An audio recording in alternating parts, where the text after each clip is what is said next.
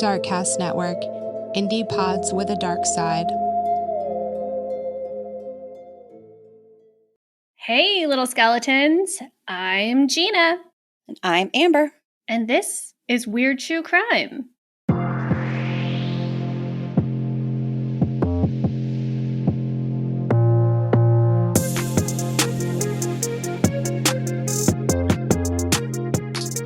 I still cannot get over last week's case we covered.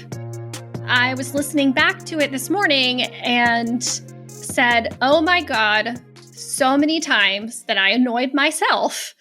So go check out the crazy story of Ryan Waller and Heather Kwan if you missed it. And maybe you'll be saying, oh my God, as much as I did.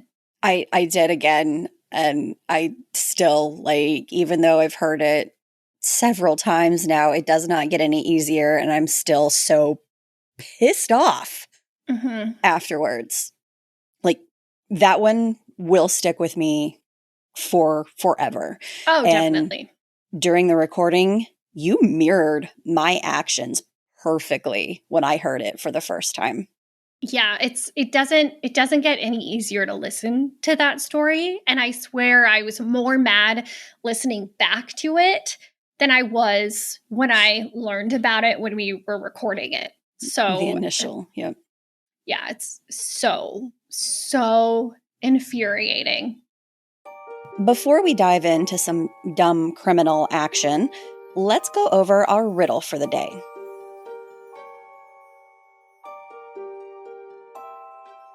When I'm young, I'm tall. When I'm old, I'm short. When I'm alive, I glow. Because of your breath, I die. What am I? Stay tuned to the end to find out the answer.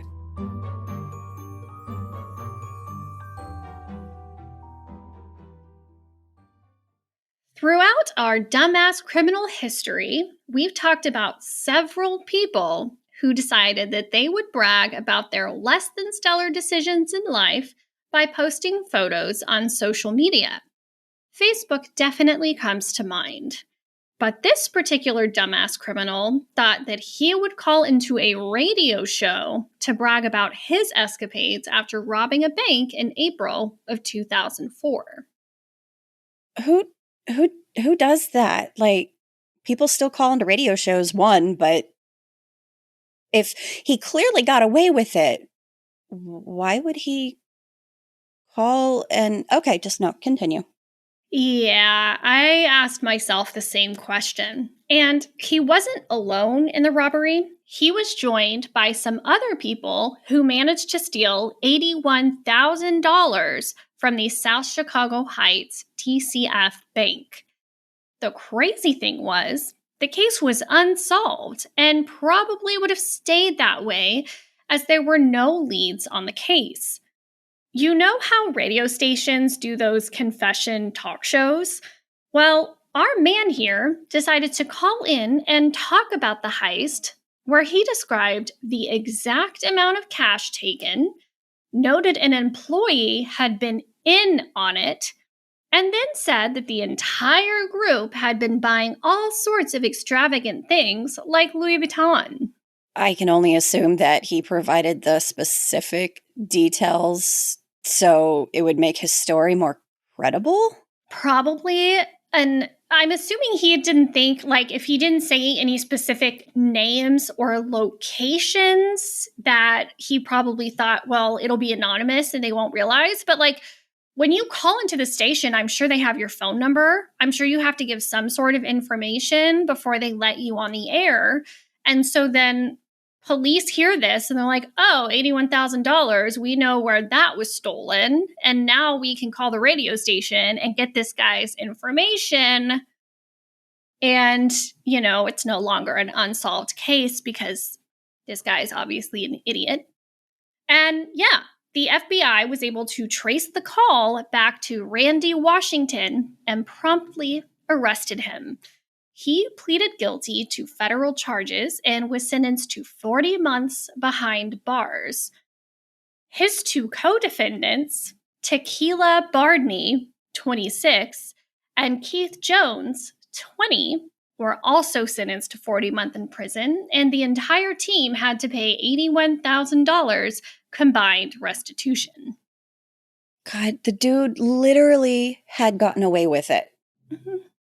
And had he just kept his mouth shut, he would have, probably forever gotten away with it. How do you successfully pull off a bank robbery where they have no leads, only to get busted by your penchant for boasting? God, what a dumbass. We've seen this multiple times, though. This is just, it was 2004, so social media wasn't as big of a thing. Exactly. In 2004, so you're not going to go posting selfies like that one guy did when he was stealing the gas from the cop car.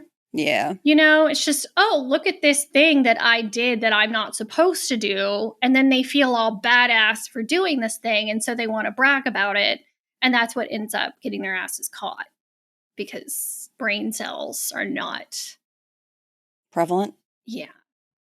Obviously, they're not for me either, since I couldn't think of the word I wanted to say there. But yeah, just fucking dumb. But that's fine because he got himself and his little buddies caught in the end. And can I just say that I really want a pet or something now that I can name Tequila? I'm telling Corey. Oh, God. He'll say no. But that's fine. Oh, man. Okay. This next one really makes me terrified of ever spending the night in a hotel room again. I wish that I could say this particular story happened years ago as well, but it seems like everyone is losing their damn minds over the past few years. Mm-hmm. Anyway, back on March 30th of this year, 2023, a man in Nashville, Tennessee, spent the night at a Nashville Hilton hotel. And he had to contact the front desk, and the night manager, David Neal, entered his room to help solve a TV issue. It kind of sucks that he got there for the night hoping to just relax. And of course, the first thing that happens is you have an issue with something in your room not working correctly. So that in itself is annoying, but I'm scared to know why this is like a terrifying situation. It always seems like there's something that has to be addressed after checking into a room. Anyway, the man went to sleep that night in the safety and security of his locked hotel room when he was awakened around 5 a.m. the following morning. What would be the worst way for you to be woken up in a hotel room? Well, considering I have kids, it would be if one of them threw up all over the bed or something. That would probably be the worst way. True. you know? But if this guy was in his room by himself, I'm assuming that wasn't the case. So, whenever I'm in a hotel room, I typically don't have my kids with me because for whatever reason. So I don't go there, kind of sometimes think of a natural disaster, like a flood, fire, something like that. Power that would goes suck. Out. Yeah. That would definitely suck. But that's not woke up this particular guest that night. This poor man was awoken by David Neal himself in his room. What? Not ideal. He is the night manager of the hotel. But what he was doing that woke the man up made it a thing of my nightmares. Oh, God. He woke up to David Neal sucking on his toes. Oh, God, I'm hitting everything. I'm sorry. What in this little piggy is happening? Why? Why would this man even have the urge to break into someone's room and suck on their toes? Also, is this the first time he's done this? God, I don't fucking know. But look, people that have feet fetishes, no judgment. No. I'm judging this guy. No consent was given. Exactly. There was no consent. God.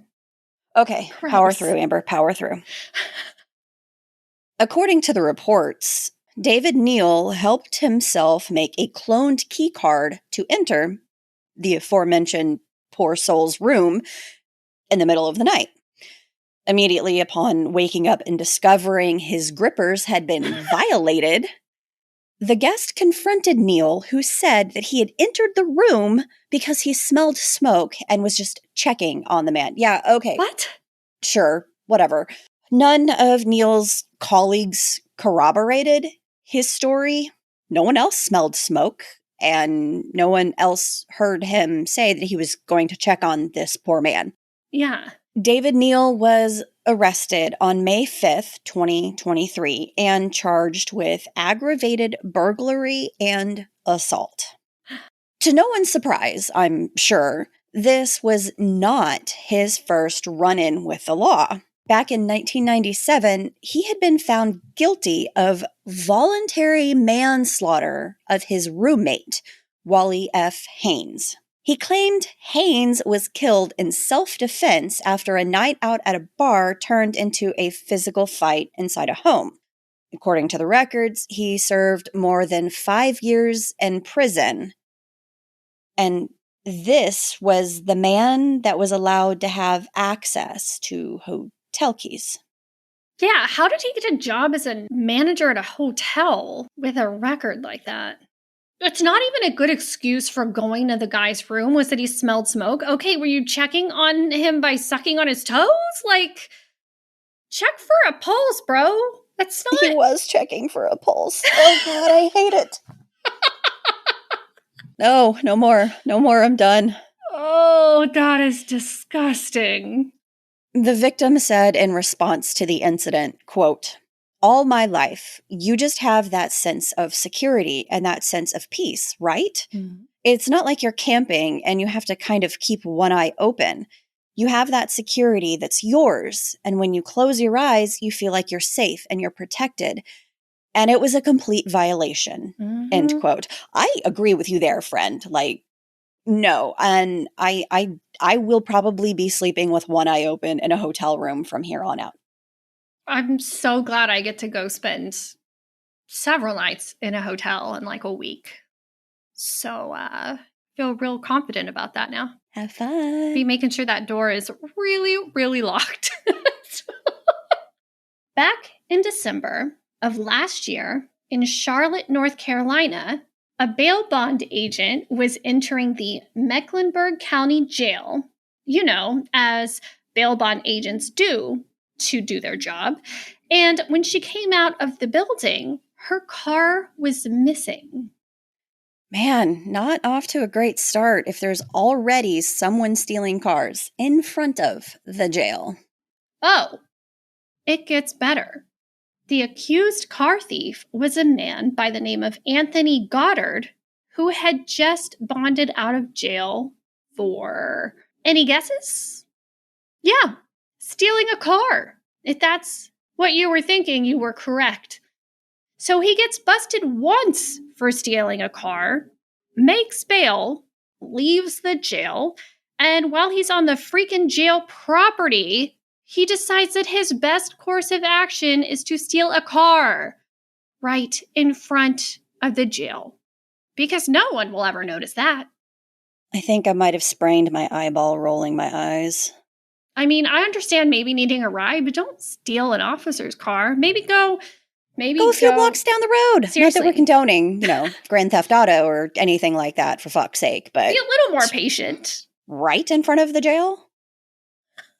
The bail bondswoman, Naimia Cropper, said, quote, "He has to be the boldest and the dumbest criminal in the city," end quote. Yeah, I would agree with you there. Police said surveillance video shows Goddard walking out of the building around the time Cropper was walking in.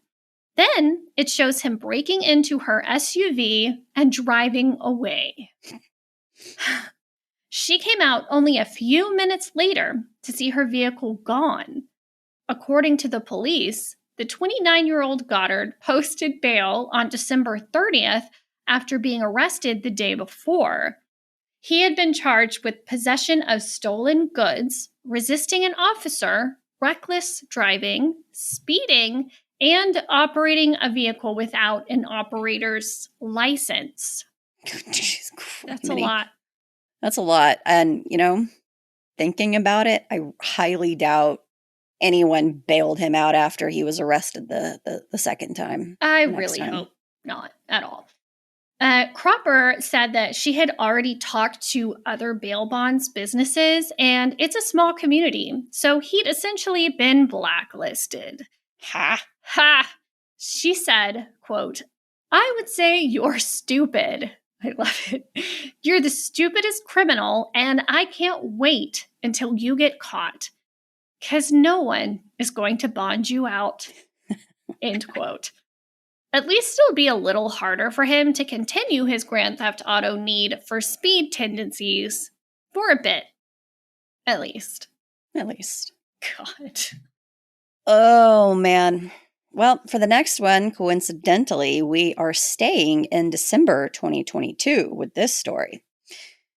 Across the way in San Jose, California, early on the morning of December 19th, 2022, 3 people found themselves in need of money and decided to steal an ATM machine. Wait, so it wasn't that they tried to get money out of the ATM machine. They just literally decided to steal the whole thing? Let me paint the scene a little better for you. The trio decided they were going to saw an ATM machine out of a concrete wall. What? Yeah, no, you heard that right. A saw, concrete wall. A witness reported the crime, and the police arrived shortly after.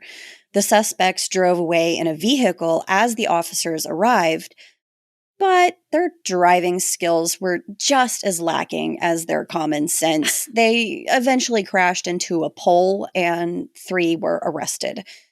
2 of them even attempted to flee on foot. No, how did they crash into a pole? Were they on something? Or are they just that stupid? Were they in such a rush to get away from the scene that they lost control and wrecked? And also, what kind of saw was this? Was this just a hand saw? Was it an electric saw? Was it... I was imagining one of those standalone ATMs that you see sometimes that's just nailed into the ground, but not one that's literally in a wall. Yeah. That takes time and a lot of energy. Exactly. It's not like you're just going to pull up, do it without anybody noticing, and get away with it. Well, to answer part of that, the police dubbed the trio Dumb, Dumber, and Dumbest in a tweet about the attempted robbery. And it's just all dumb. The police were asked what kind of saw the thieves were using, and they responded, quote, "They clearly forgot to ask the right questions at the hardware store," end quote. Thank you kindly for your sense of humor, police of San Jose, California. Appreciate that. I have still so many questions. So many follow-up questions. Yeah. Wow. They would have been better just going in with a small bomb or something and just blowing up the concrete around it and trying to steal it than again, saw. pretty loud, pretty public, pretty poor choice of, target to begin with, but I digress.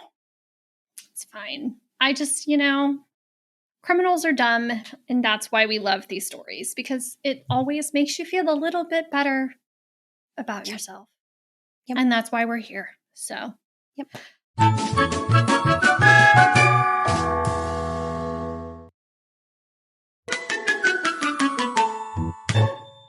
Let's talk about the next one.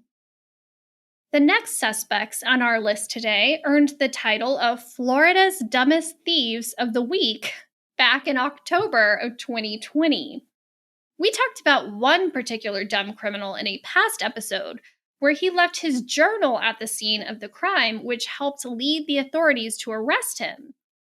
This story, however, will put that one to shame. That doesn't bode well, because if I remember correctly, the journal didn't even belong to the burglar. It was his daughter's. Oh, this ought to be good. Yeah. Police responded to a burglary at a Diamond Oil gas station in Ocala, Florida, where they discovered a large hole in the ceiling. Surveillance video from the store shows two people falling into the store and then the intruders gathering cigarettes and other goods into cardboard boxes and a trash bag. They left the store through the hole in the ceiling. Cartoon? Right? This doesn't seem real. That wasn't all the police found, though. Outside, they found a black backpack containing a sledgehammer, a large spike, cell phones, a wallet, and some of the store's merchandise. Who did the wallet belong to? I'm glad you asked. The driver's license inside the wallet belonged to 23-year-old Marcus Henry Reeves. Oh, God, I think I have an idea of where this is going. When the police caught up to Reeves, he confessed that he and a man named Robert Hobby had burglarized the Diamond Oil and another shop called Our Corner Store. They were arrested for a total of 14 combined charges, all in reference to grand theft and burglaries. The Marion County Sheriff's Office shared in the hilarity with a Facebook post on October 2020, dubbing them this week's dumbest criminals. So how did the dude not realize, like, his freaking wallet was missing? I really don't know.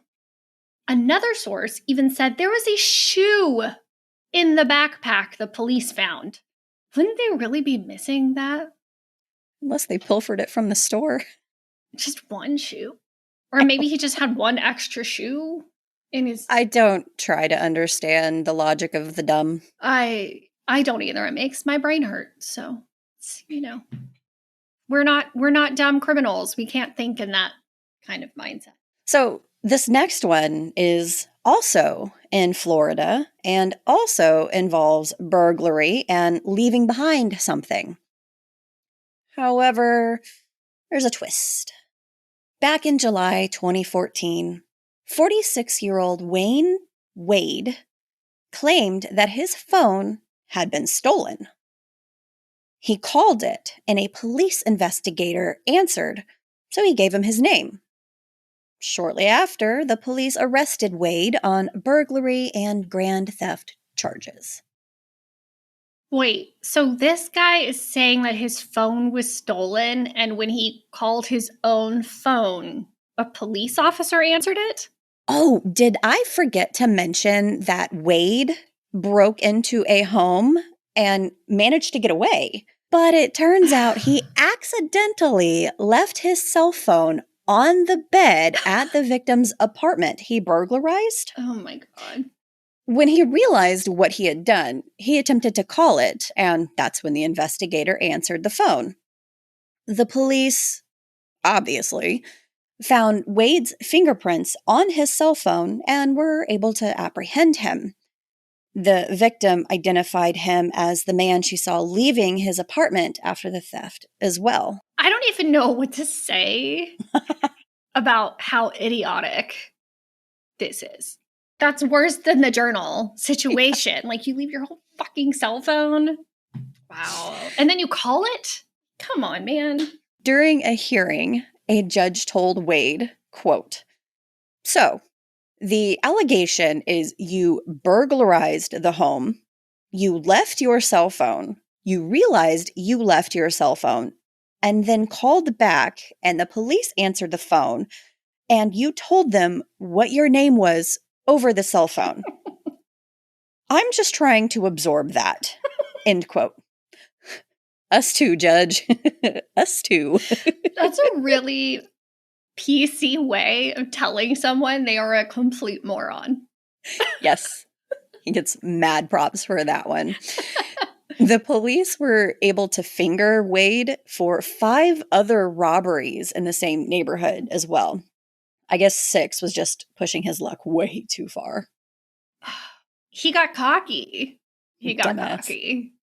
You gotta make sure you're not leaving anything behind, my dude. Yeah. And did he know it was the cops when somebody answered the phone? I'm sure the police, when they answered the phone, they identified themselves as kind of something that they have to do, What?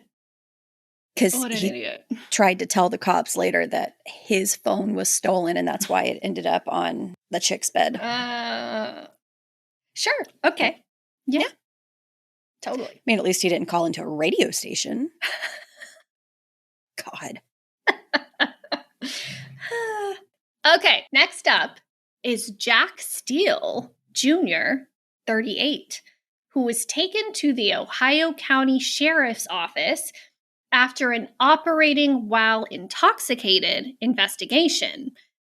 And he was allowed to wait in the foyer for his dad to come pick him up. Other than having to look up what an OWI was, seems pretty tame so far. Yeah. Our man was spotted on surveillance footage breaking into the sheriff's office around 6:40 a.m. He rummaged around the office for about 9 minutes, and when his ride arrived, he could be seen attempting to wipe his fingerprints off the counters before he left. Do these people not know what security cameras are? Do these people not know what a sheriff's office is? You're in a sheriff's office. You really think they're not going to have cameras? While rummaging around in the office, he managed to steal a jump pack starter for vehicle batteries, a digital camera, a flashlight, as well as several other items. Sheriff Glenn Potts stated, quote, "This has to rank up there as one of the world's dumbest criminals. If anyone from the show, World's Dumbest, is watching and needs a video for the criminals episode, I would be more than happy to provide one for them." End quote. A thought just occurred to me. Don't people typically try to break out or get out of a sheriff's office and not in? You would think. Yeah. Oy.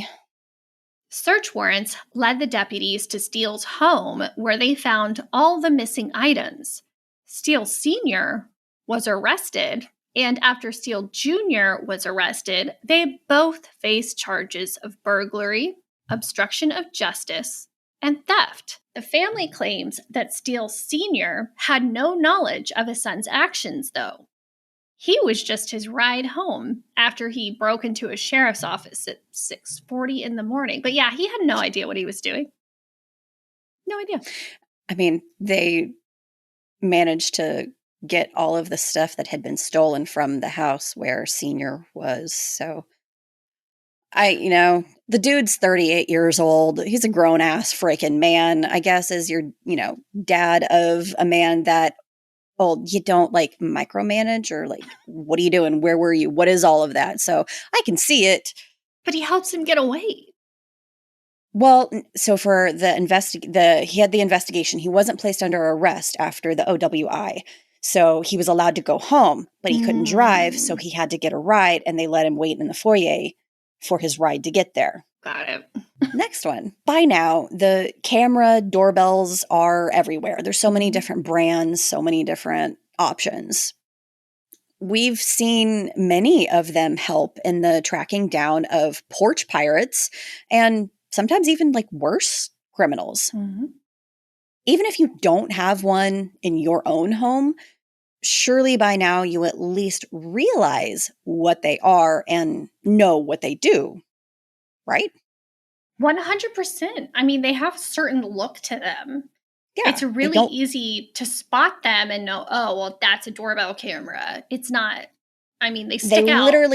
Yeah, they don't look like a regular camera. No. And even some of them yell at you. Mm-hmm. You are being recorded. Yeah. Thanks. Back in June 2021, the New Jersey State Police took to Facebook requesting the assistance of the public in locating a man suspected of stealing 2 trailer ramps from Rainbow International in Burlington County. At about 3 p.m., he inquired about purchasing trailer ramps through the Ring camera. So he went and asked about these ramps on camera and then went back and stole them. Yes, shortly after that, he was seen on video entering the property, removing 2 trailer ramps, and then fleeing the scene carrying the ramps with no vehicle in sight. Just That doesn't paint a picture for you. Now, since the police posted his pictures on their Facebook post, the comments did not disappoint. Here are some of my favorites.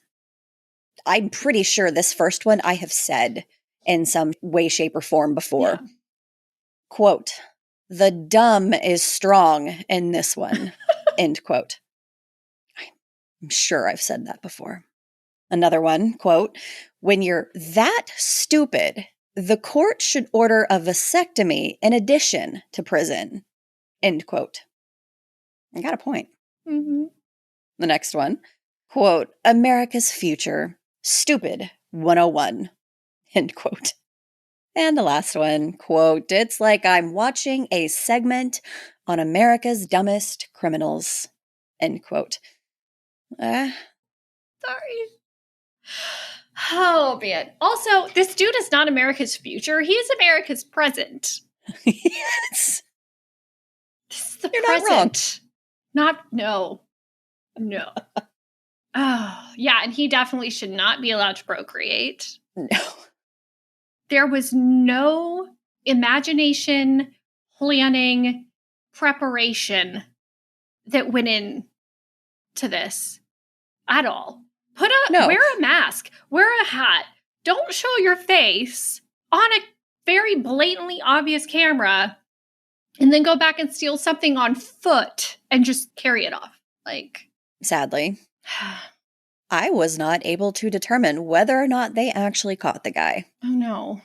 But the Ring camera photos they captured were crystal clear. So I would honestly be surprised if they hadn't been able to. Mm-hmm. I mean, in one of the images, he's literally looking into the camera. And then he talked to someone. And then he stole on camera. That's so funny. You would think that they caught him if his face was that. I mean, somebody that saw it would know who he was.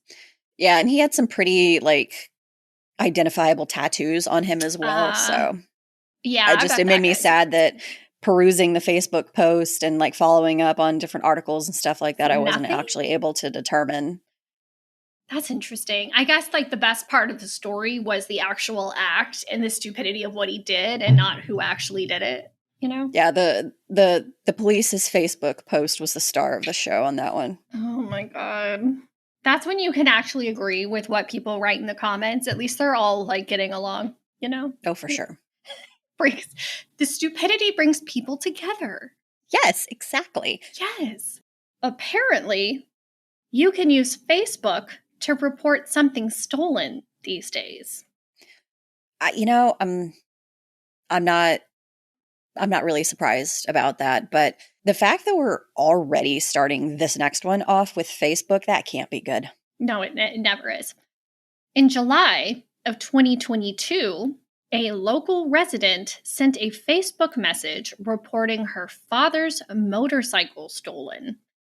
She stated the suspect was a white male with black hair and a beard, and he had allegedly stolen it sometime between 3 and 4 in the afternoon. From the pattern we've had so far in this episode, I wouldn't be surprised if he left them a damn business card or something.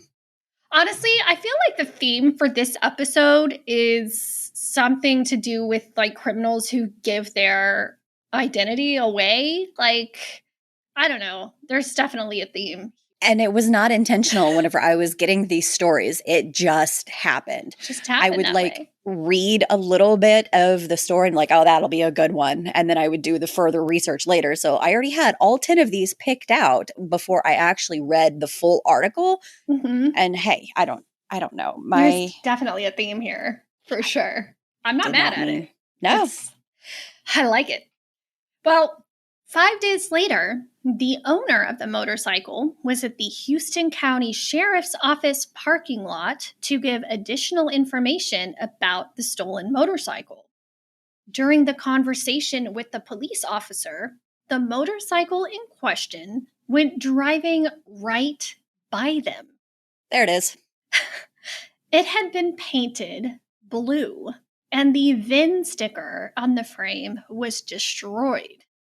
But the VIN was intact in a second location, and they were able to verify it belonged to the victim. My God, if you steal something, maybe not drive it right by the sheriff's office parking lot. Yeah, but they painted it blue. They're like, nobody's gonna know. Yeah, that's, they're not smart. Well, they clearly knew about the VIN number, the one VIN number, and they tried to get rid of it to conceal. But yeah, did it have the same more than one plates? place? Because hello, Cordell Ferguson and Brandy Soap clearly missed that memo. Ferguson was arrested and found to be in possession of meth. Soap was also in possession of meth and arrested as well. That Say explains it with me. Drugs are bad. That explains it. Have we not learned anything in these 10, several dumbass criminal episodes that we've done? Drugs are bad. Just say no, guys. Dare to be drug-free. Stop it. You're making me feel old. Where's McGruff? All right, so for our last story of the day, we have another vehicle theft. And before we get into this, regardless of the comedic value this story presents, we do not condone or promote this sort of behavior. Having said that, our next thief chose the wrong woman to steal from. Okay, if this one comes with a content warning, I'm seriously concerned. Bianca Chambers was furious to discover that her white Mercedes-Benz was stolen outside of some shops in Detroit back in July 2021. She posted on Facebook and Instagram about the theft. She was determined to track down the thief and get her car back. The posts received tons of responses of sightings of the vehicle, and Bianca herself saw it in the same area, but the driver sped away. The following day, she reported the vehicle stolen to the police. The day after that, she spotted the car outside a hair salon with the suspected teenage thief inside. So Chambers walked right up to him and asked him about the car. Wow, the balls on her. I would not have been able to do the same. I'd have been like, oh, 911? Hello, please come here. Now, please. Help. Yeah, no. Well, after she confronted him, the teen claimed the car was his. And Chambers reportedly pulled him out of the barbershop by his dreadlocks. Police did eventually arrest him, telling Chambers that she could have been arrested for assault over the incident. Yeah. Luckily for her, the suspect decided not to press charges. Quote, I feel like he just needed an old-fashioned ass whooping because you're gonna stop stealing people's cars, end quote, she said. She's got a point. She's not wrong. Not only did she track down her car and whoop up on the thief, But she also made sure he wasn't going to get away this time by slashing all 4 tires on the car. Quote, "I need to slash all 4. I didn't want you to think that you could get anywhere far. Today was just the last straw. I refuse to let this man joyride another day in my car." End quote, she said. She slashed her own tires? She wasn't messing around. Oh my God. That's a lot of, tires are expensive. Yeah. Like, I would have thought a little harder before I was slashing tires on my own car, but. Well, replacing the car itself would probably be more expensive than the 4 tires. So. That's true. But wouldn't a stolen car be covered by insurance? Maybe? Depends on your insurance, I guess. I've never had a car stolen, so I can't tell you. I haven't either. Thank God. Well, the thief in question, Michael Tolbert, age 19, was charged with receiving and concealing stolen property in the amount of $20,000 or more. I'm honestly surprised he kept the car after he was caught by her and probably others multiple times. Mm-hmm. Bianca called the cops and they responded to at least 4 different times, but he had always fled before they arrived. I mean, we can only hope that she knocked some sense into his ass and he'll think twice before stealing again. Honestly, if he knew that people were looking for him and that car, and he still had the nerve to drive around in it that much, I highly doubt that he learned any sort of lesson. I think the theme of today's episode was just the pure balls these people have had to do this shit. Mm-hmm. Mm-hmm. Balls or, like, honestly, lack of brain cells. Just, like, not understanding the common sense aspects of the way the world works and how you know, your identity helps people find you. Like, it's you a give combination somebody your of both. Name. God. There we have it. Thank you for joining us for this week's Dumb Criminals. What was your favorite or most memorable? Mine was a toss-up between the toes and probably the chick finding her own stolen car. Like, freaking toes, man. I'm not gonna forget that one anytime soon. Not okay. Stay away from the fees. Before we say goodbye, let's go over the riddle one last time. When I'm young, I'm tall. When I'm old, I'm short. When I'm alive, I glow. Because of your breath, I die. What am I? The answer? A candle. What? Did you figure it out? Dear listener, you probably did. I think the alive, like, it throws me off because I'm thinking something living and breathing. Mm-hmm. Alive, like they're lit. Oh, that's why it's a riddle. Oh my gosh, no. God, one day I'll figure it out. One day. I have faith. We have an extra special episode coming next week that I guarantee you do not want to miss. Until next time, stay safe. And make good choices. Bye. Bye. Bye-bye.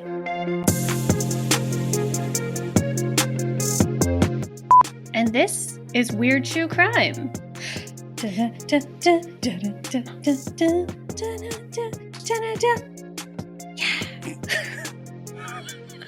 Okay, so it was the Jetsons before. Now I got fucking like primetime talk show, Ricky Lake kind of shit there.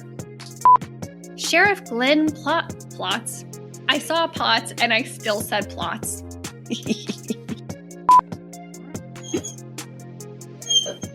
Hey, it's okay. I don't know.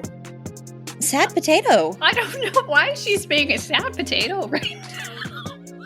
I don't know. Yes, Pickle, the stupidity hurts. She's really upset about it too. Hey. I know, baby. What's the problem? What is it? I know. Michael Tolbert, age 19, was charged with receiving and concealing. Concealing? That's... Stealing and concealing, yes. I made up a new word, y'all.